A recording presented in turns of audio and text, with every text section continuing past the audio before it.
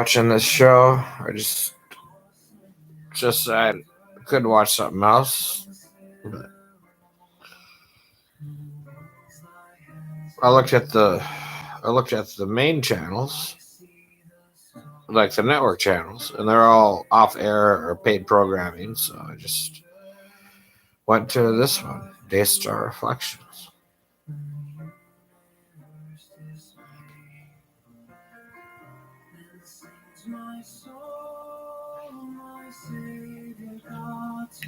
So I was gonna read what is on the television.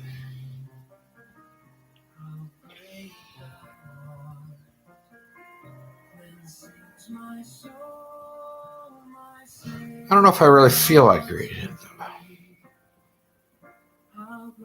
Maybe I'll read it, and if a thought process or idea occurs, then I will say that.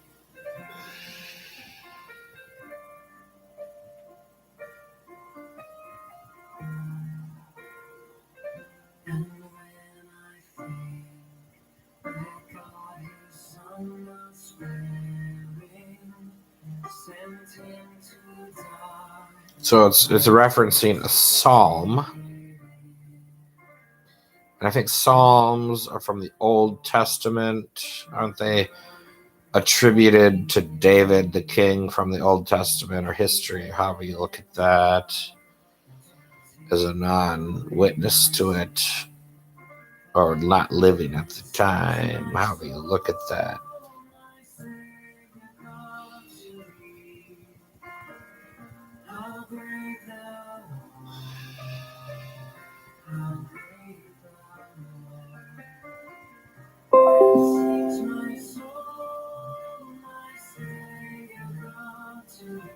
So what they do in this show is they play music, some type of music. At the beginning of the segment, they'll give you the artist or author of the music, artist's name, and then the name of the song. I think they also give you the location. They also show natural environments of filming, and they'll show you the location of where it was filmed. I think it's at the beginning and or the end of each segment of the song, mixed with the video footage taken at these natural locations.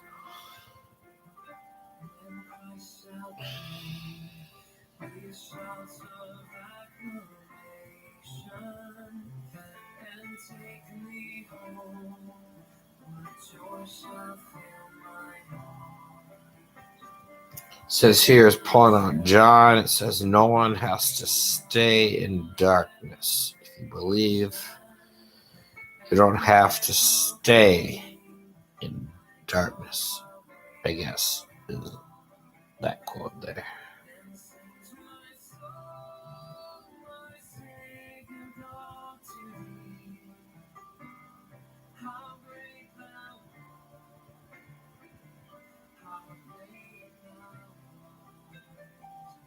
So, I don't know what location this is, but it's just rocks and sand, a few bushes, like a desert or something.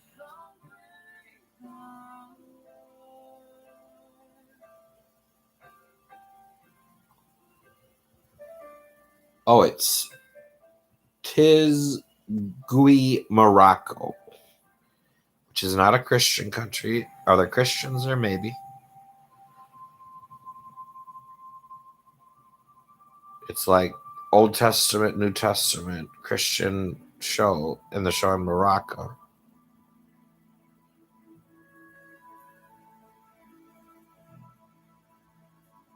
But isn't it an Islamic country? Of course, in the Bible, the Old Testament says the earth is the Lord's and the fullness thereof, or whatever this is, Old New Testament. Of course, sometimes you could, how you think about that would be interesting. Leave your comments if you have any thoughts on all of that.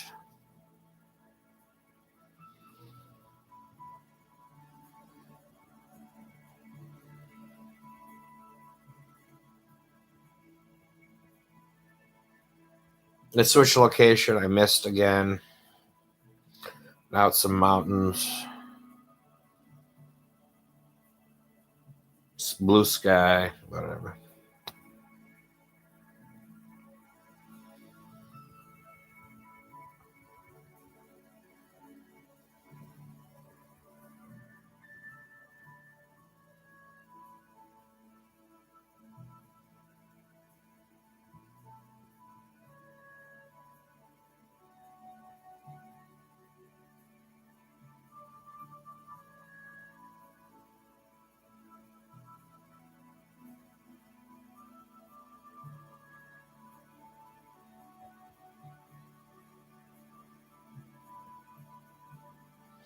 So I just kept repeating a theme from the New Testament, Romans, or whatever else. Edifying and build up. Not saying your neighbor. So the idea here is edifying and building up. So the one topic I thought, analyze everything from the Bible, cross-reference with everything in the Bible. Does it make sense? Well, we could do that project. See what happens. But here we just see this two-thing correlation. I just saw edifying and building up. And here you associate with a neighbor. I suppose back in human history, back in the day, who was around you? Your neighbor. What is it these days? Technology, travel, neighbor, people around you.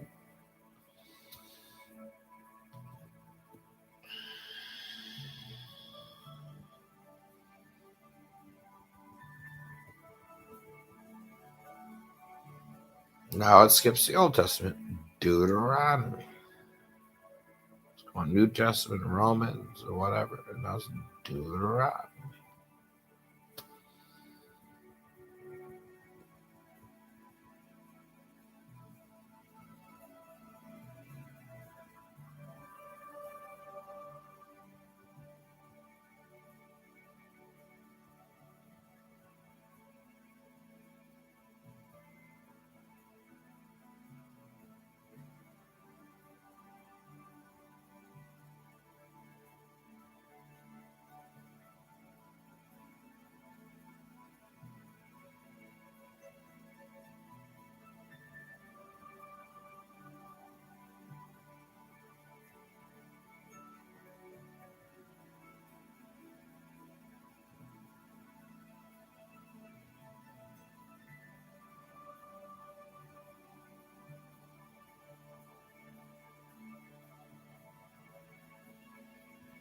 I was pulling out some Old Testament Psalms, eye of the Lord, like the eye, like the Lord as a human, the Lord as a body, the Lord with human characteristics, the eye of the Lord. Then we've seen other scripture. He doesn't have apparent normal human, like if a day is 1,000 years for the Lord, one day and 1,000 years are the same thing for the Lord. For you got the Noah thing with up to 900 or whatever that is. But as we see with a normal human lifespan, maxing out, as science maybe says, at around 150 as a major max for them. That's not a human. There we don't have a human in that context. We don't have a human in the Lord. So I think we have these discrepancies. Or, the Lord has these human characteristics or metaphors. And there's stuff that's completely not human about. Again, then there's this whole topic of God, the Lord, terms, Father in heaven, God, Lord, Yahweh, whatever. So, I don't know.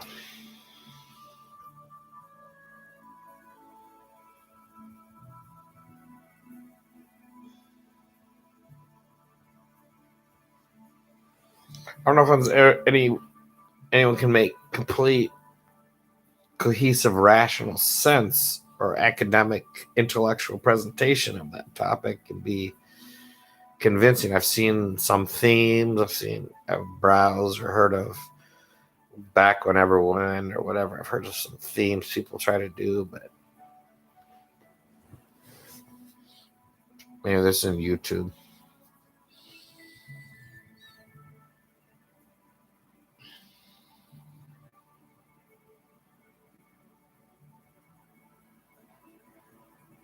This was in Chile. These mountains were in Chile.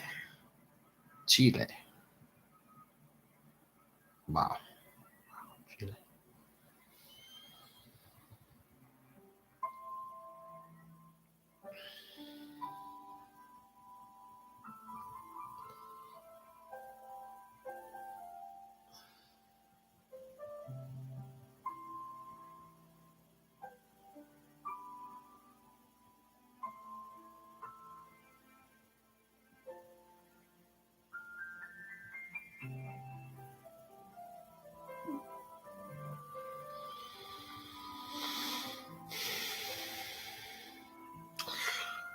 I never have anyone come to my chats because I have 11 followers now. I lost a follower recently. Used to have 12, and now I have 11.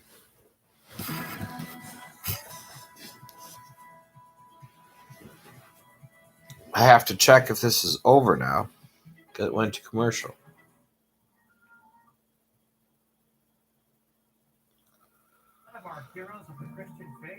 No, it goes for another half hour.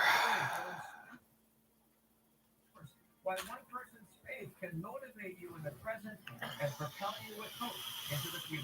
So I have it. I don't know. There's this other topic. The Father in heaven will torture you. And then as you see, and one text, maybe, I don't know if it's in just one text in the Gospels or New Testament, or if it's in multiple Gospels. I think it's in the Gospels. But it says, the Father in heaven will torture you. Now, I guess the way I interpret that, or one way I interpret that, is the Father in heaven's a spirit, God's a spirit, so he can just spiritually torture you. Of course, as horribly in human history as a lot of people would think, or wouldn't even want to think about, we had the Inquisition, where the Catholic Church or the ruling church, the power of the church, would study this from whatever history exists, but the human beings would torture people. Also in the Old Testament, you see this thing about the burning of witches or something, which I guess they picked up in human history in Europe or wherever, even in, was this the Salem witch trials in the United States. So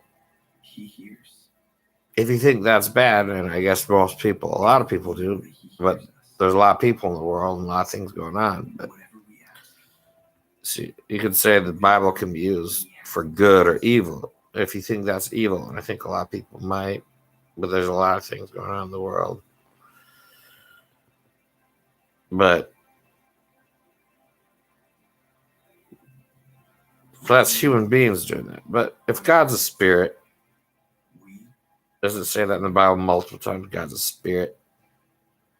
Now the conundrum would be, say people are spirits, but people aren't God exactly, right? Even though it says ye are gods. So there's just thought. I'm going on a thought rigmarole or conundrum, but maybe you can see what I'm getting at.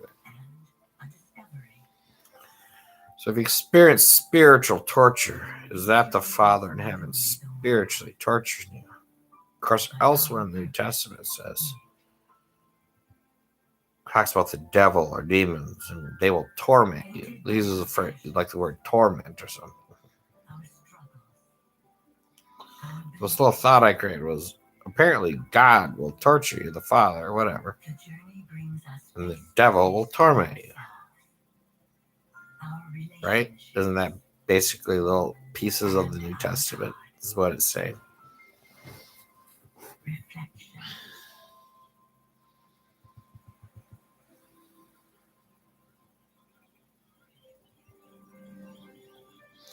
So it's back from commercial. Back to the show.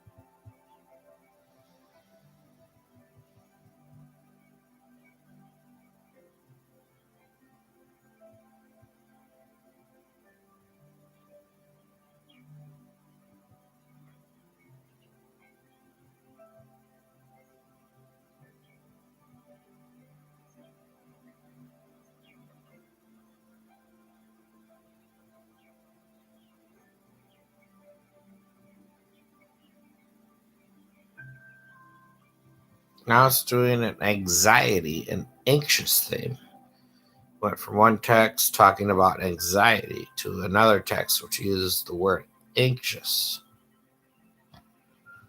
So it's this Peter talking about casting your anxiety on the Lord because he cares for you. Here, the Lord, I guess, is Jesus Christ.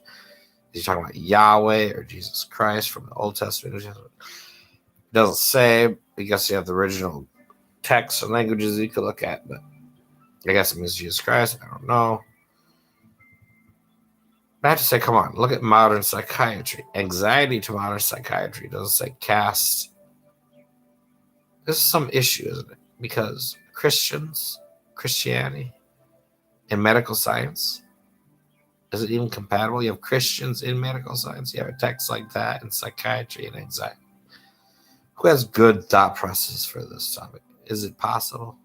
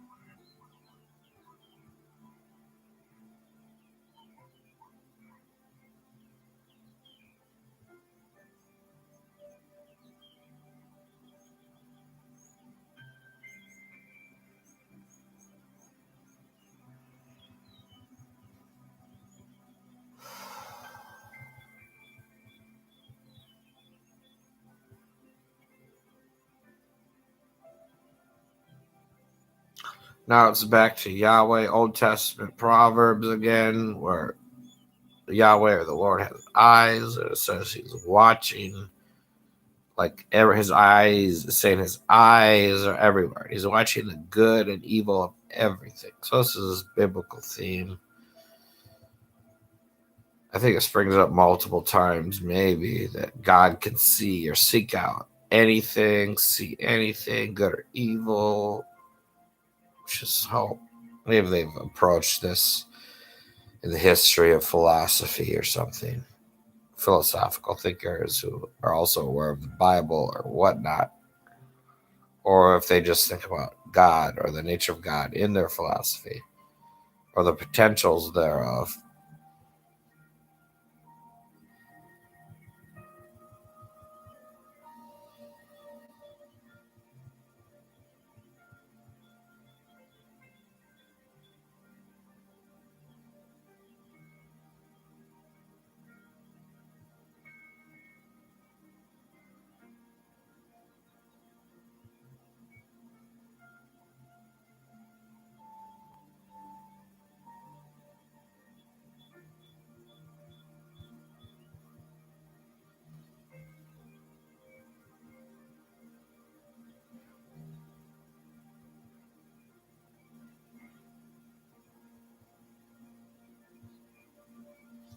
Now Luke's saying people will get hurt and smashed to pieces by stumbling over a stone or falling on it.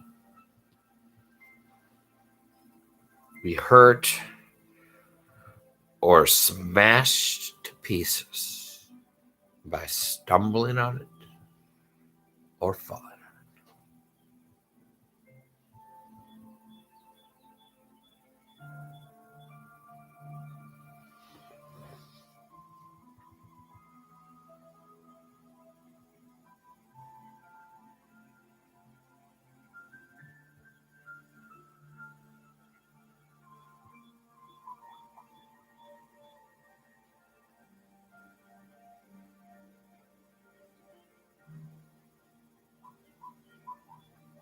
I was showing a bunch of zebras,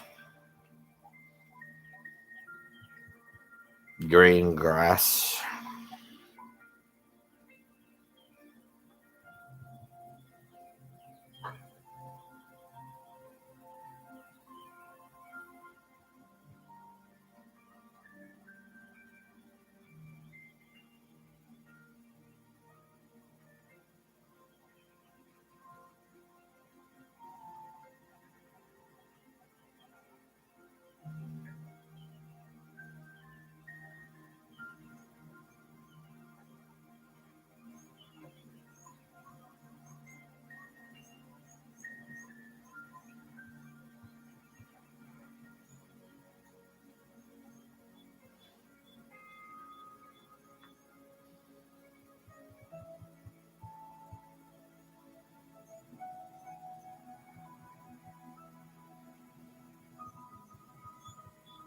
Now there's an Isaiah text, and it reminds me of something that's in Revelation, like the same thing. So I got this Isaiah and Revelation correlation here, potentially, I think.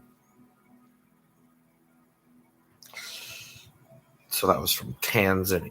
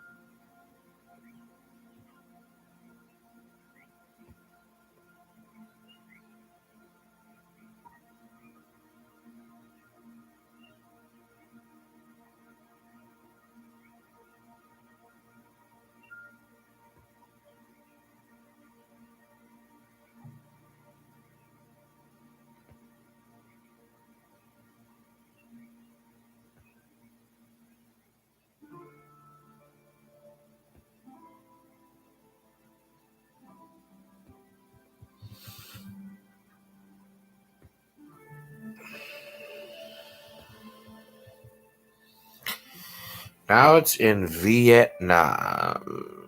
Vietnam.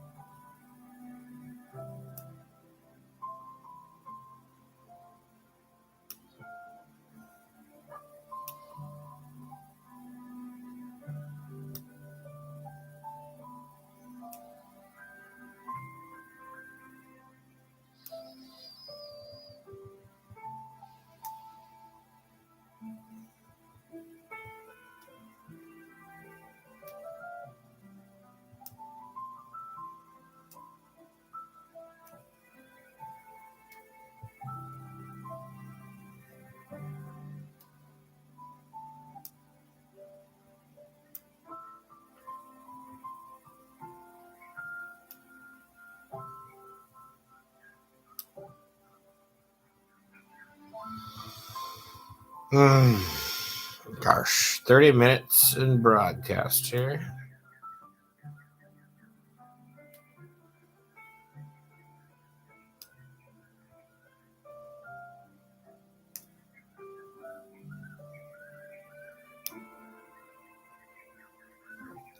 Not a viewer, not a chatter to be seen. Not one person has chatted in this live chat. Not one person is in the room. And no one has clicked like.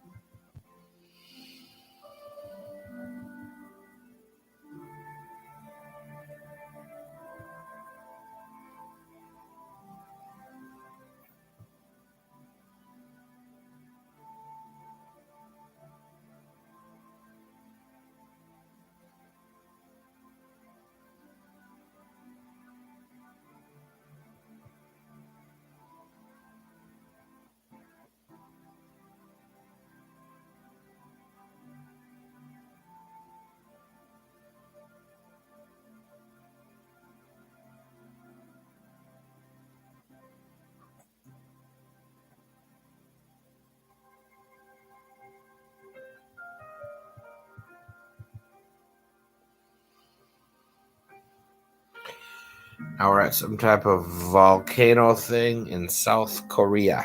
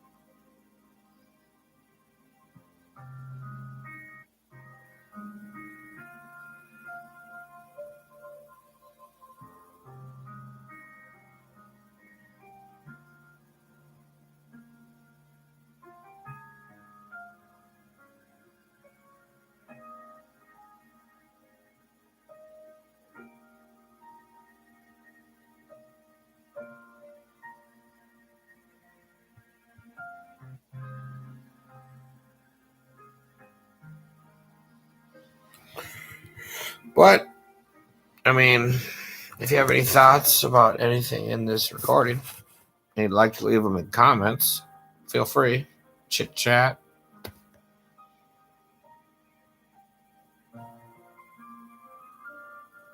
And people can be negative in comments or positive or just neutral or whatever. But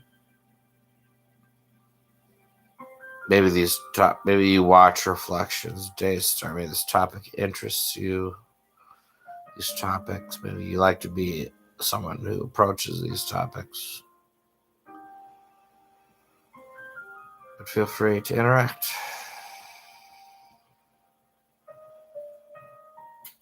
These don't get a lot of views though, so probably more views, more interaction. Less views, probably won't get. You study the statistical rate of interaction and views. I just don't think it's going to get much. I don't know, few views.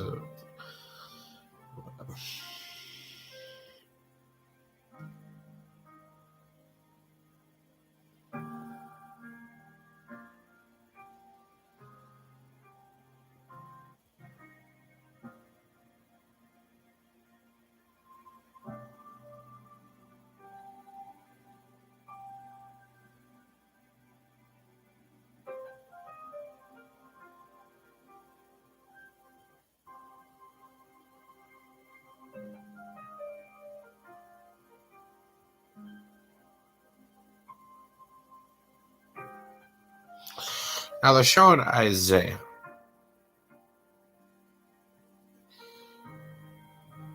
And they show these interesting or poetic or positive clips from Isaiah texts. But Isaiah, if you read it or listen to it, it's like over 3 hours long, right? And I just have this memory. I started to look at Isaiah once or listen to it, and it's just, I could look at it again, but it just seemed really damning or negative. But when people present clips of Isaiah, it's not like that. But if you look at the actual text, and I haven't looked at it very much, but from what I remember, I don't know. Maybe I shouldn't talk about it unless I actually read it a little bit and look at it more. But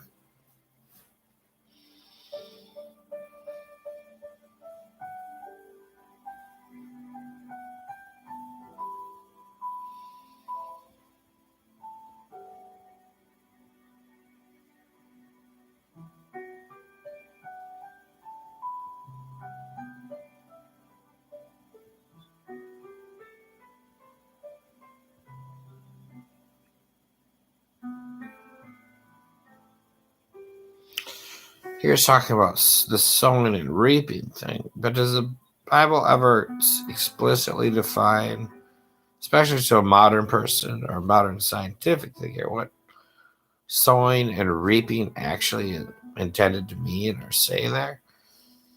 What do you talk when you talk about this sowing and reaping? What exactly does that mean? What is that? How does that work? Does anyone have a discourse or educational thing about that? What would you call it? Just some people just say karma. Is it like some cultures or religions say karma or something? Is that the same thing?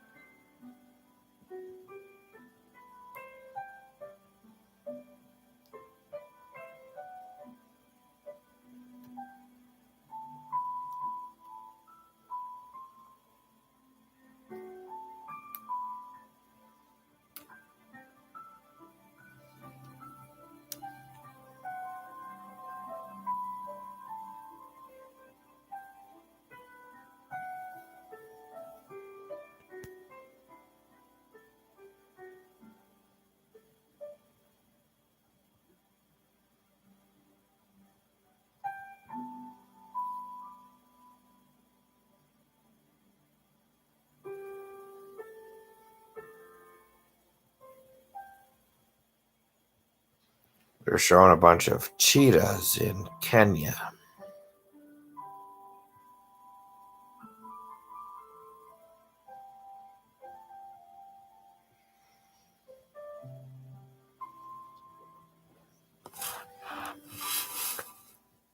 Well, this is over now.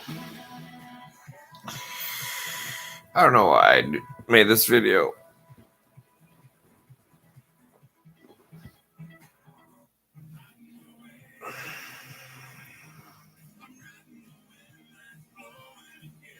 They began their musical journey 40 years ago. Jackson Heights brings a fresh sound and a faith-filled legacy. Gospel Music Showcase. Have a good day, or have a good night. Hey, my cursor just hovered over something, and there. Okay. Do you ever wonder why the whole world seems to be focused on the Middle East yourself? I'd like to invite you to tune in.